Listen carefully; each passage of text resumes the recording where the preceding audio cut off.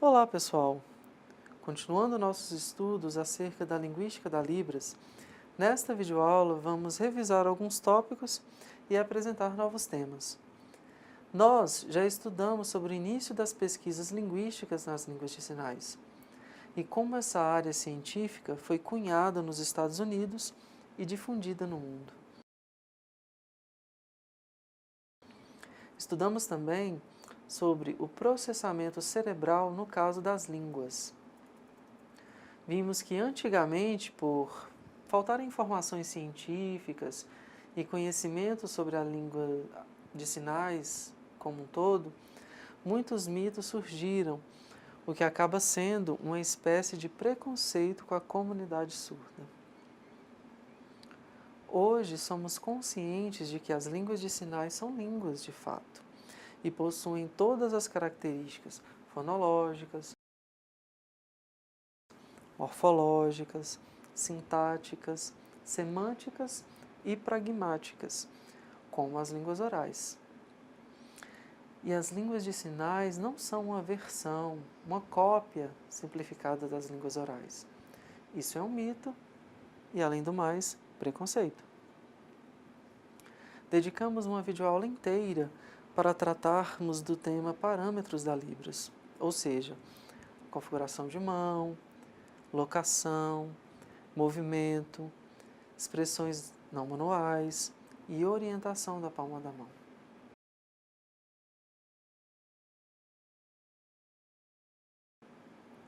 Outro aspecto abordado também foram os sinais icônicos e arbitrários. A iconicidade é uma característica bastante aproveitada pela comunidade surda. Por exemplo, os grupos de terminologia, quando há necessidade de se criar um sinal, especialmente de instituições, de locais, de pessoas, utilizam-se desse artifício.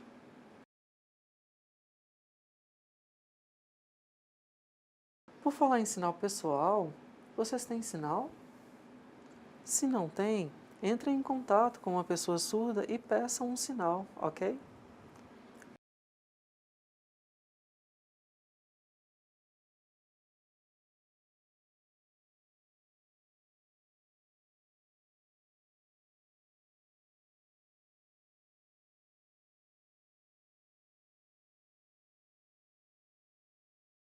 Bom, voltando aos exemplos de sinais icônicos, no sinal de Montes Claros, aqui são os montes e aqui são representados os raios.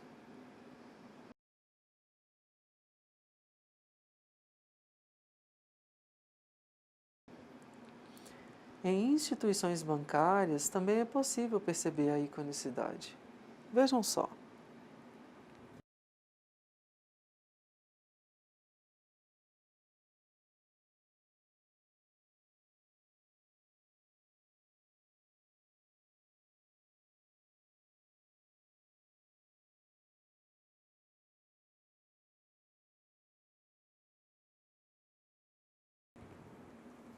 Existem outros sinais para esses bancos, dependendo da região.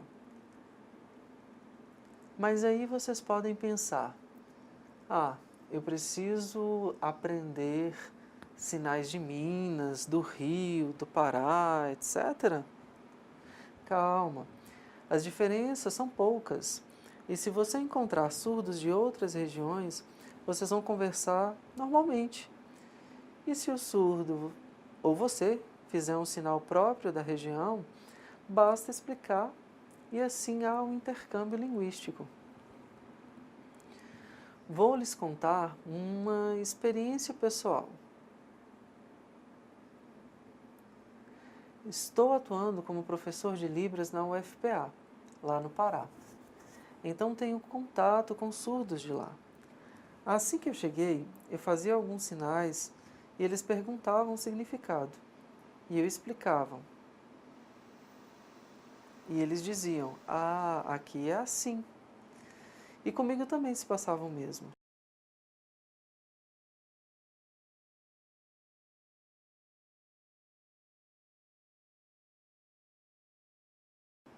Por exemplo, no sinal de praça, aqui é assim e lá é assim. No sinal do mês de agosto, aqui e lá.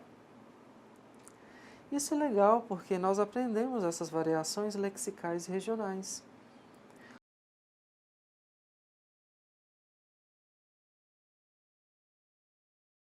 Um último exemplo, o sinal de pai em Minas é assim, no Rio de Janeiro é assim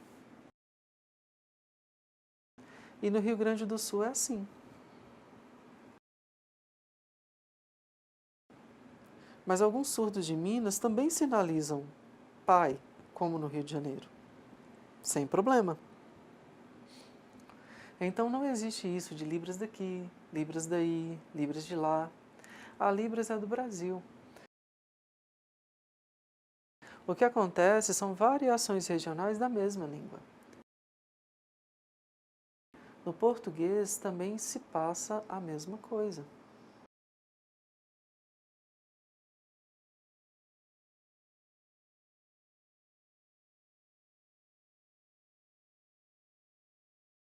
Um outro detalhe são as variações dentro do mesmo país. O jeito característico de falar a mesma palavra ou o mesmo sinal. Na linguística, isso se trata de alofones, ou o famoso sotaque.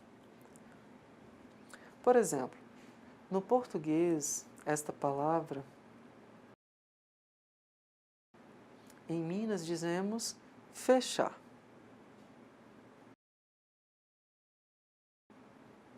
Na Bahia, dizem fechar.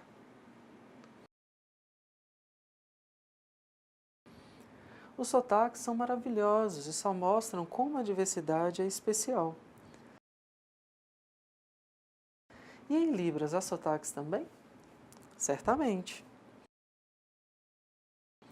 pois sotaques são próprios das línguas naturais, independentemente se é língua oral ou língua de sinais.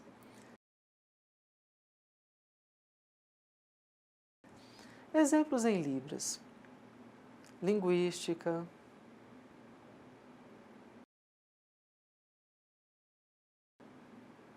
sei não, tarde,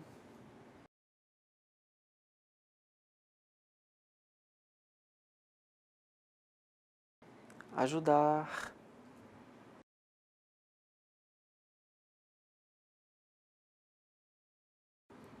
Então, no parâmetro 2, locação, vocês analisam como a pessoa fala. No caso do sinal de linguística, aqui seria o queixo e aqui o espaço neutro.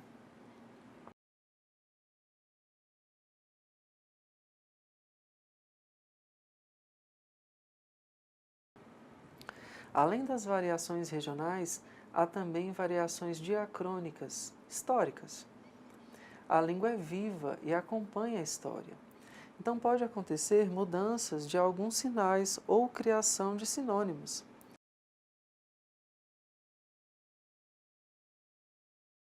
Vamos lá. Um exemplo eu já mostrei, que é o sinal de Montes Claros. Antes era assim. E agora, assim.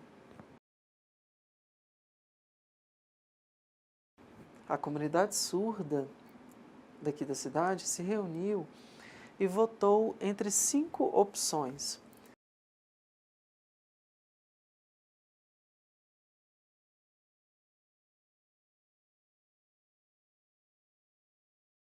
E a maioria decidiu por este sinal.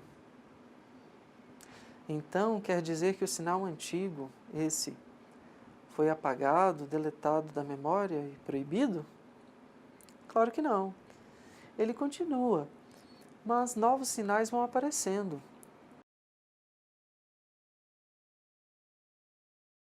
Isso é uma característica normal de qualquer língua.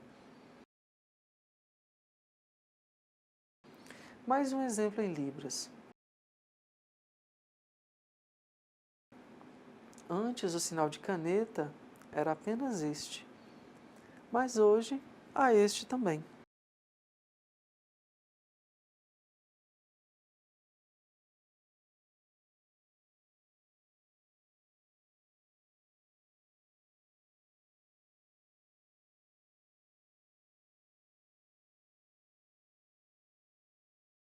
Agora vamos falar de forma básica sobre a morfologia da Libras, ou seja, como os sinais são formados. Às vezes se aproveita de um sinal no substantivo para formar o verbo. Por exemplo, futebol, chutar.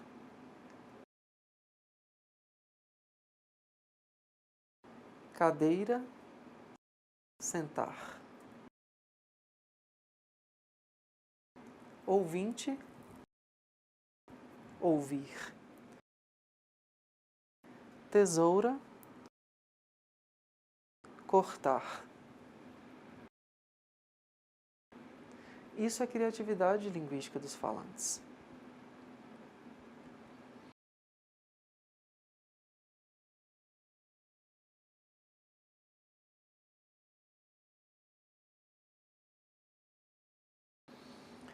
Outro caso acontece quando dois sinais se juntam para formar um novo sinal, como na palavra guarda-chuva do português. Exemplos na Libras. Casa mais estudar é igual a escola.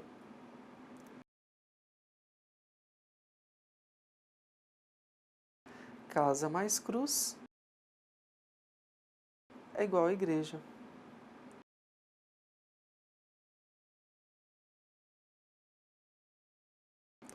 Casa mais remédio igual a farmácia.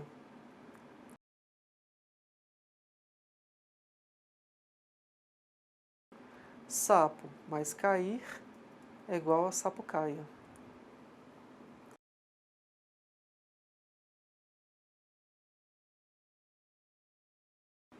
O terceiro caso é a incorporação da quantidade no sinal. Por exemplo,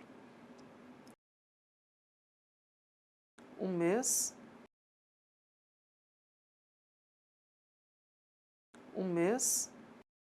2 meses, 3 meses, 4 meses.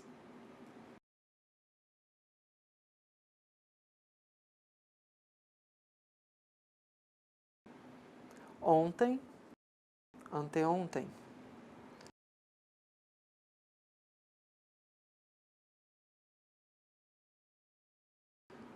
Um dia, 2 dias, 3 dias, 4 dias.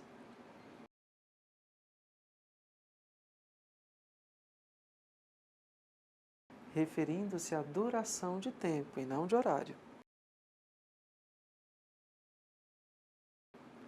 1 hora, 2 horas, 3 horas, 4 horas. Referindo-se à duração de tempo e não de horário. 1 semana, 2 semanas, 3 semanas, 4 semanas.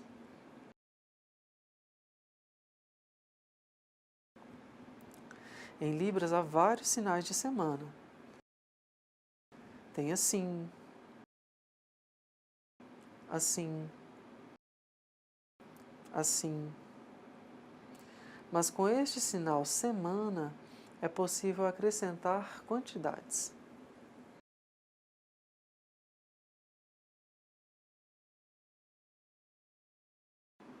Responda de forma particular com os sinais aprendidos nesta parte de morfologia.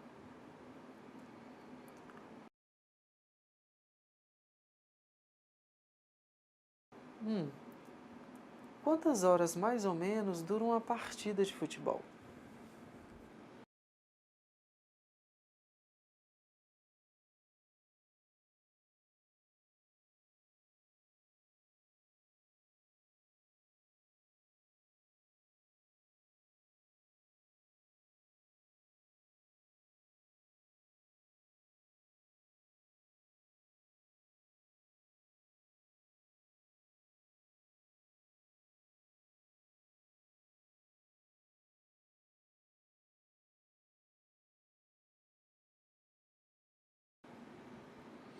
2. Um trimestre são quantos meses?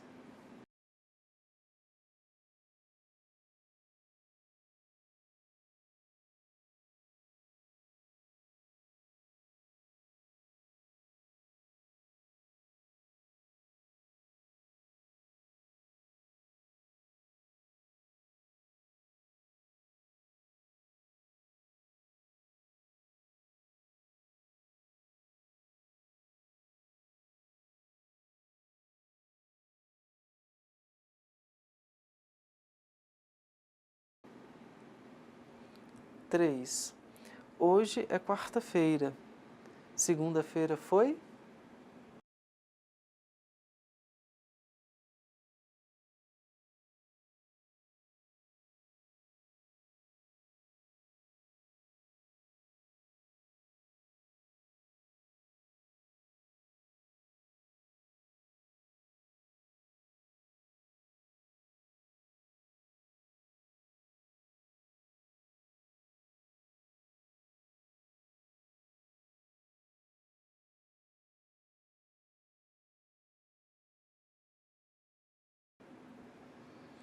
Quatro.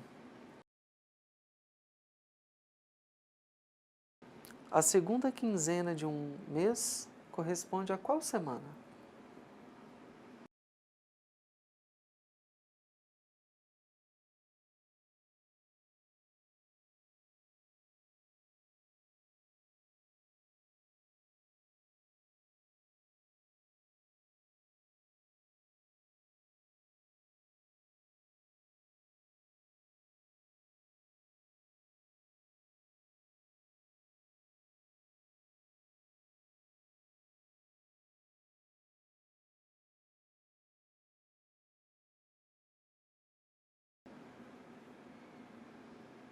Cinco. De quinta-feira a domingo são quantos dias?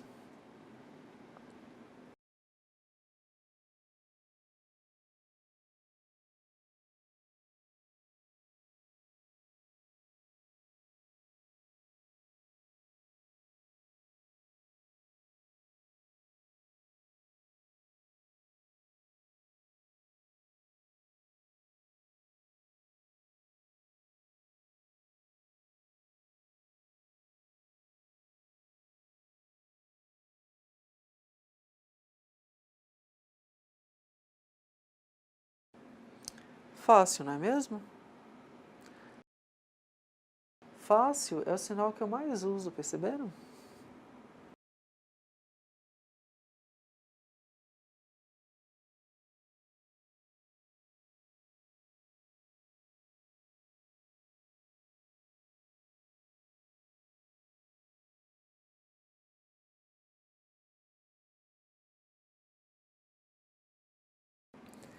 Bem, como último tema desta videoaula, vamos falar resumidamente sobre os tipos de verbos na Libras.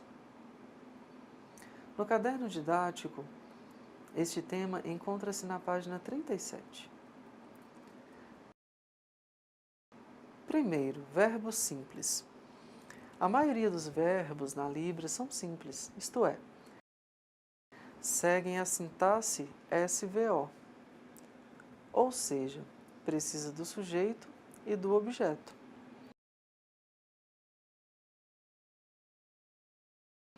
Por exemplo, o verbo gostar, na frase eu gostar você.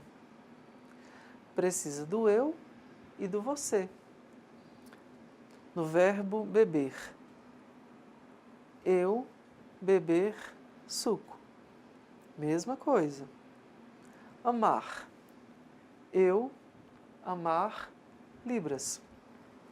Viram? A maioria dos verbos tem essa característica.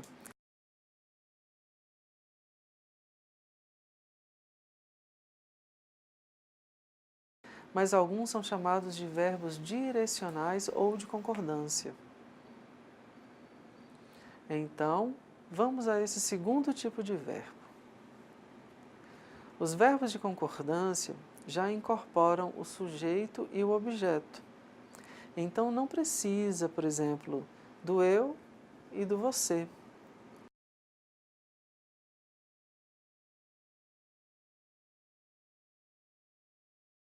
O verbo ajudar você já está indo de mim para você.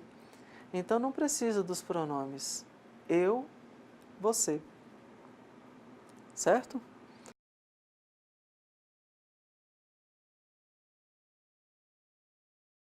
Mais exemplos. Perguntar para você, perguntar para mim, aconselhar você, aconselhar a mim, enviar e-mail a você, enviar e-mail a mim.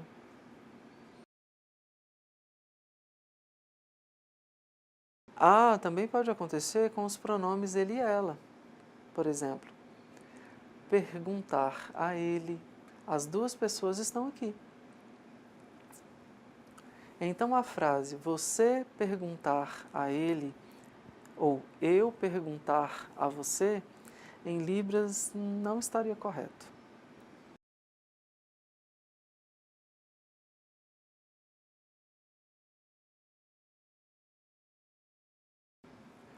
O último tipo de verbo são os espaciais, como por exemplo, colocar, ir, vir.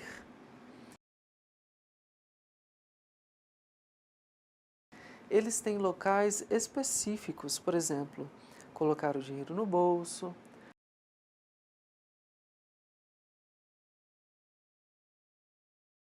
colocar o copo na mesa, ir à escola.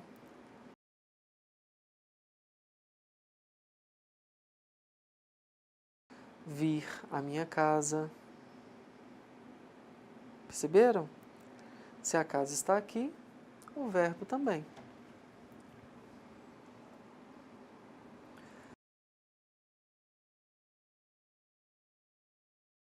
O caderno didático menciona também os verbos manuais ou verbos classificadores. Estes verbos usam classificadores e incorporam a ação. Exemplos dessa classe de verbos são colocar bolo no forno, sentar no muro.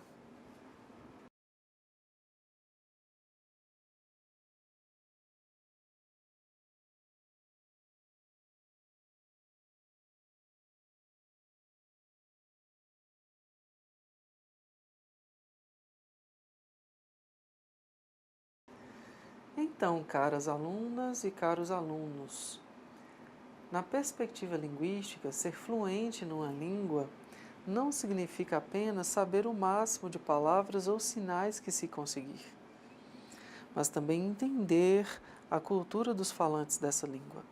Entender que esta palavra ou sinal combina neste contexto, mas neste contexto a mesma palavra ou mesmo sinal não combinariam.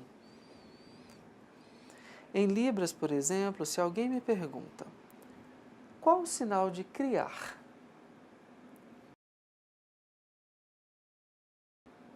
Eu pergunto, em qual contexto?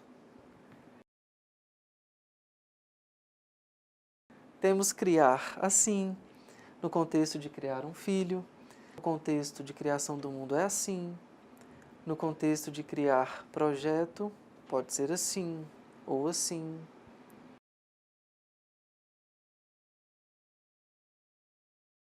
Então, esse último sinal no contexto de filho não combinaria.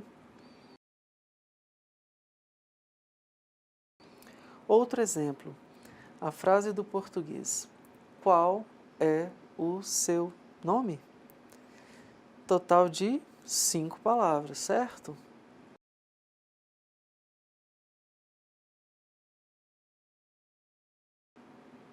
Em Libras seria apenas um sinal. Assim. Por quê? Eu estou com uma expressão facial interrogativa, olhando para a pessoa. Então, esse contexto sintático de expressões não manuais, mais direção do olhar, mais interlocutores, mais sinal, já indica que eu quero saber o nome dessa pessoa.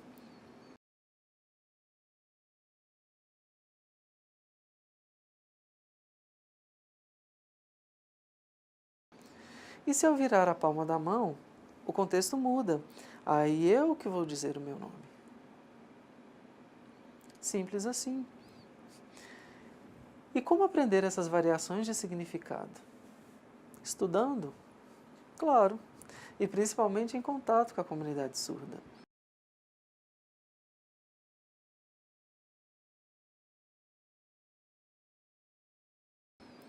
Vejam um exemplo. Existem vários dicionários de Libras ou sinalários.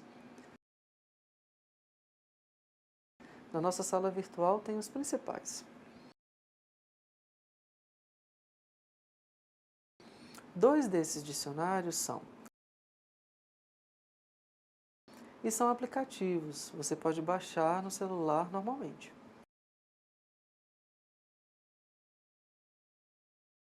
São ótimos porque é a tecnologia a serviço da inclusão, verdade? Bom, esses dois aplicativos traduzem palavras do português para Libras e traduzem frases também.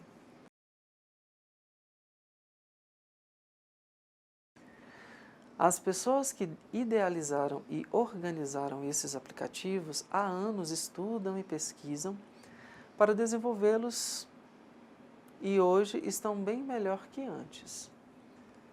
Mas ainda assim são máquinas e podem ocorrer falhas de contexto. Exemplo no HandTalk. Se eu digito a frase em português, dar ao mundo um exemplo de simplicidade.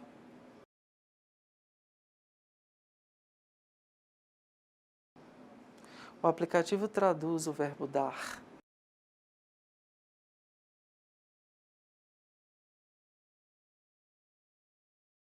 Mas nesse contexto o sentido seria de mostrar.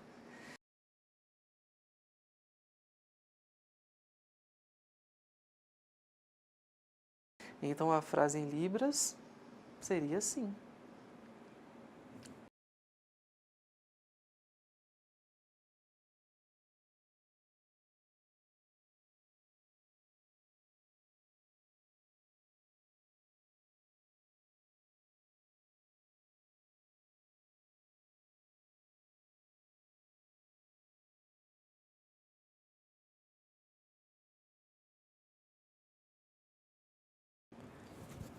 Não estamos aqui criticando ou dizendo para não usarem os aplicativos, pelo contrário, apenas explicando a questão do contexto linguístico, ok?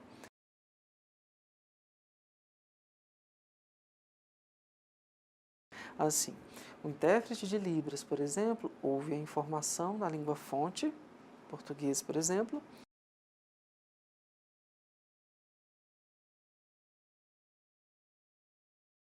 processa a informação, pensa como seria em Libras, faz as adaptações tradutórias necessárias, inclusive culturais, e passa para a língua-alvo, a Libras. Ah, isso em segundos.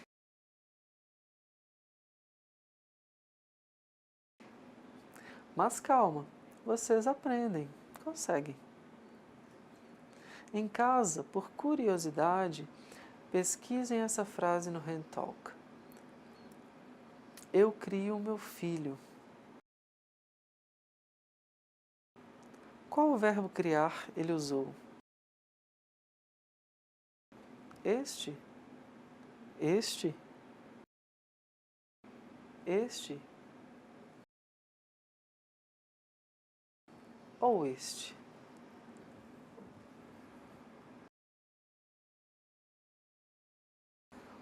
Bom, pessoal, nesta videoaula vimos alguns tópicos da linguística da Libras.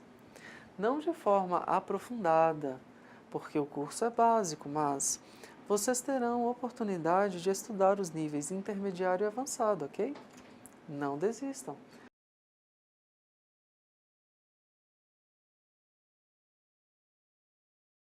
vamos aprender a segunda língua oficial do nosso país. Na nossa sala virtual, na semana 4, haverá atividade prática. Não é avaliativa, portanto, não obrigatória, mas aconselho vocês a fazerem para praticar, ok? Forte abraço e até breve!